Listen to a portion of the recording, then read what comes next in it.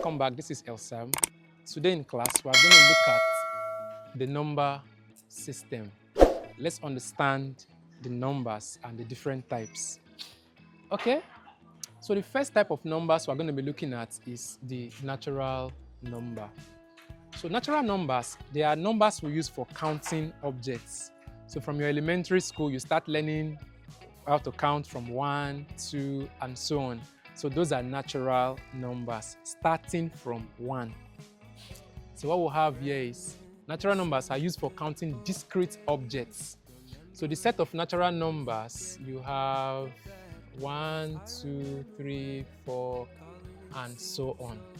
So just bear in mind that when you count from 1 up, what you are using is natural numbers.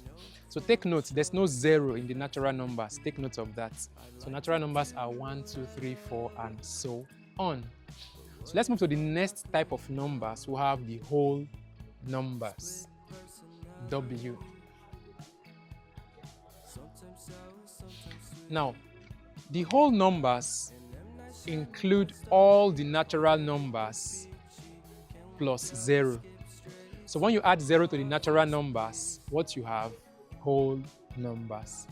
So the whole numbers begin with 0, 1, 2, 3, and so on.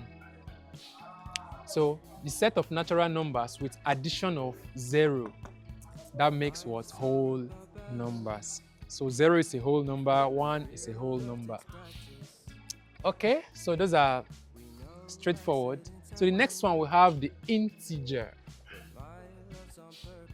So the integer z includes all whole numbers plus their negative counterparts. So all the whole numbers which you use for counting, including 0, and their negative counterparts, all this together make the integer. So we have it here. So the integer involves -3, -2, -1, 0, 1, 2, 3. So for integers, you have -10, -4, 7, 0, 3, and so on. So both positive and negative whole numbers are all integers. So I believe that's clear. So we'll move to the next one, rational numbers, Q.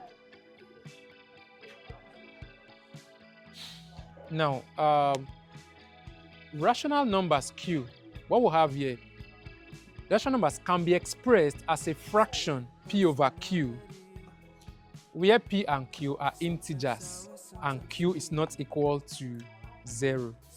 Now, what it's saying there is that any number that you can put in the form of A over B, and that B is not 0, that is a rational number. Now, these rational numbers, if you put them in decimal form, if you put rational numbers in decimal form, some end determinates, for example, 1 over 2. 1 over 2. If you put it in decimal form, that becomes 0.5 on your calculator. 3 over 4.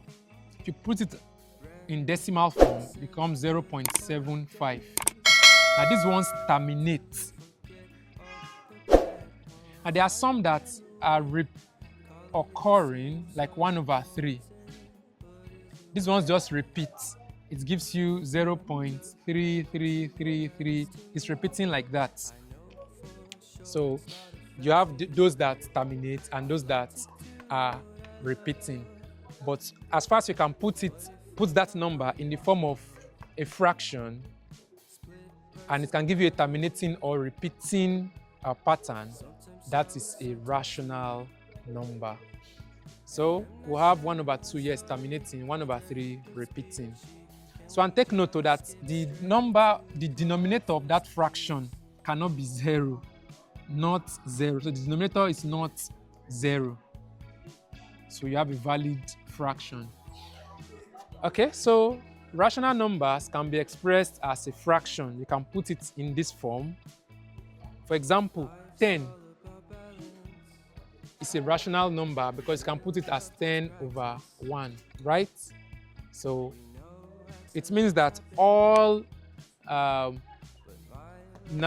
all integers are rational numbers, because an integer like -1 can be put as -1 over 1. Same thing. Okay, so that's rational numbers. So let's move to the next one, irrational numbers. So irrational numbers now, okay, for rational numbers, Q, we have 1 over 2, 5 over 6, 1 over 3, and so on. Now, for irrational numbers, take note, these ones cannot be expressed as a simple fraction of 2 integers. So you cannot put an irrational number as a fraction of 2 integers. So the way you put, like 1 over 2, now this is a fraction, right? Integer, integer. Irrational numbers, you cannot put them like that. For example, √2. There's no way you will solve √2 to become, let's say, an A over B. No, this is not possible. So √2 is an irrational number. Let's read what we have. So we said irrational numbers cannot be expressed as a simple fraction of 2 integers. When written as decimal or as a decimal number, they go on forever without terminating. Very important. If you pick your calculator now and press √2, the answer is forever. Your calculator will just approximate and stop somewhere. 1.4 and so on, it just keeps going. So what we're saying is that when written as a decimal number, that's irrational numbers now, they go on forever without terminating and without ever repeating a pattern. So you won't find a repeating pattern of the numbers that you can use to approximate. So irrational numbers, they go on forever when you put them in decimal form.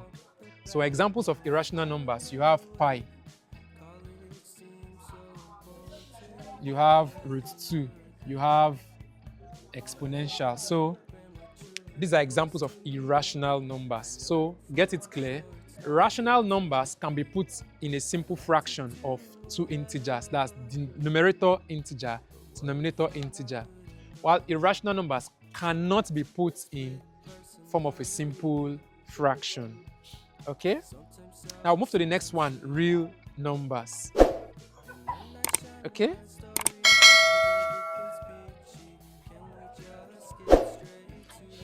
So real numbers is the combination of all rational and irrational numbers. Remember that I've told you that all whole numbers are natural numbers with addition of 0, right? All integers are whole numbers, positive and negative. Now, rational numbers are integers, like I said. So now, real numbers include all rational and irrational numbers. It means that all natural numbers are real numbers.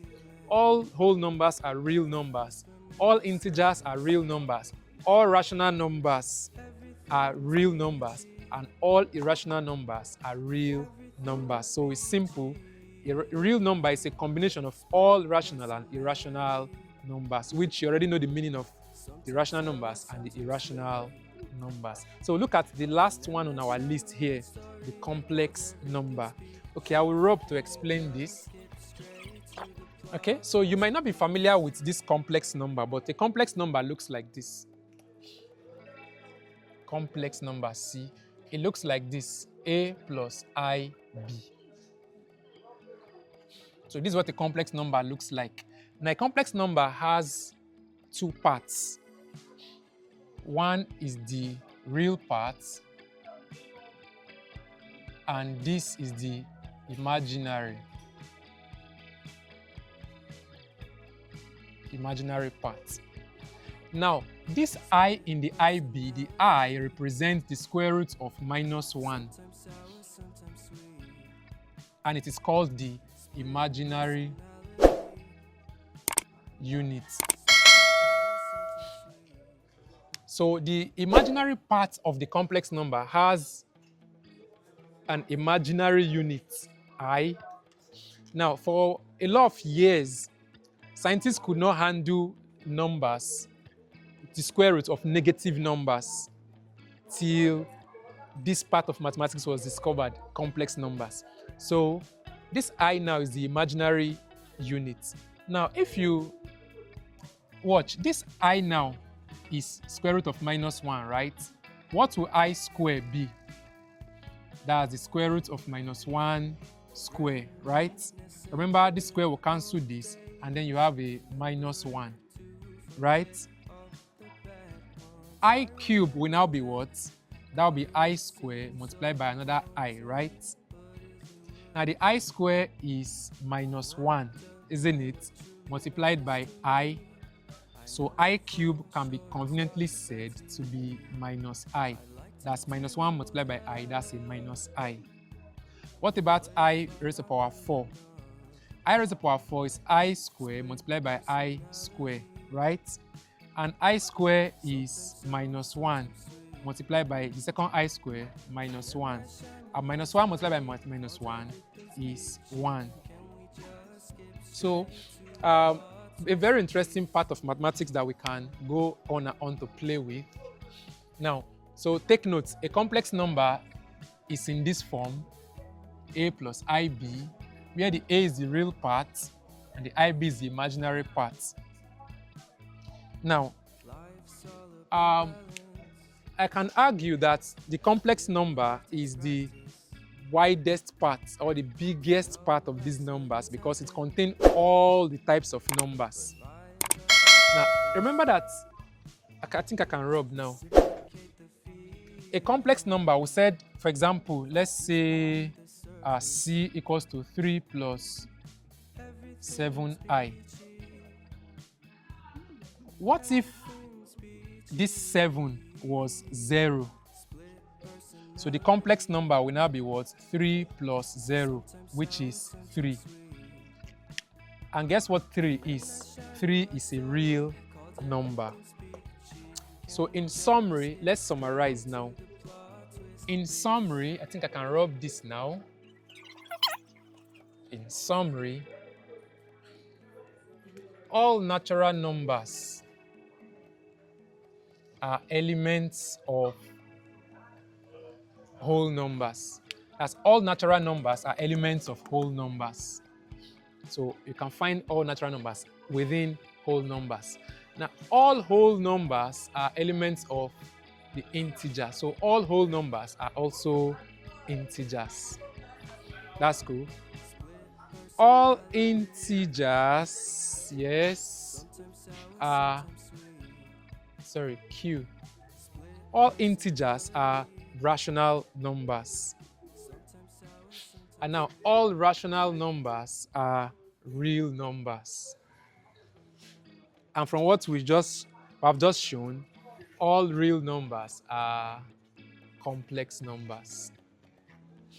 Okay, so we've just looked at the types of numbers and it has been an interesting one. So I remain Samm. Kindly subscribe to this channel to keep getting interesting solutions to mathematical problems. Don't forget that my job here is to simplify mathematics for you so that you can use it confidently.